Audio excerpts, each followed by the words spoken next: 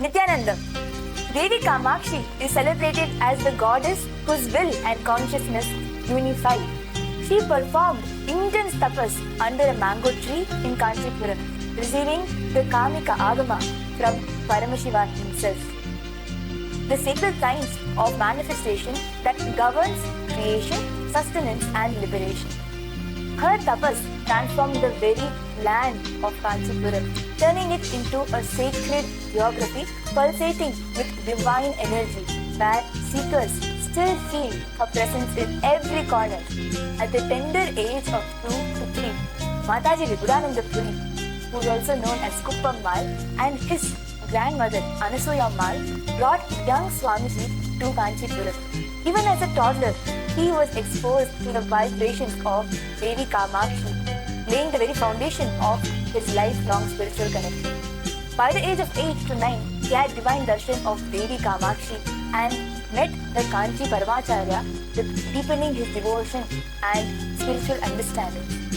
At the age of 10 to 11, under Mataji's guidance, he was initiated into the Sri Vidya Sampradaya and experienced the live vision of the Sri Chakra Yantra during the Navaratri, which Swamiji has later carved with his own very hands, which is a direct continuation of the Kamakshi's tradition.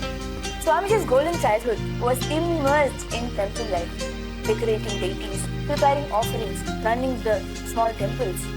Swamiji used to iron the clothes of the deities and run the whole temple.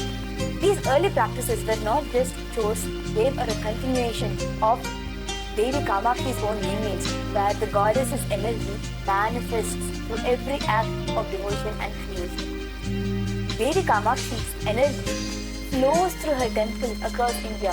In Kanchipuram, she is depicted receiving Paramashiva's direct grace, teaching the cosmic principle of unity between Paramashiva Shakti and Paramashiva.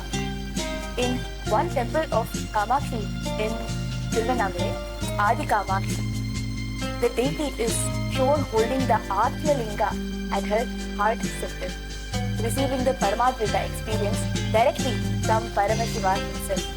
Swamiji, during the initiations, always instructs us disciples to hold the Atmalinga near the heart center, connecting us experientially to that very moment.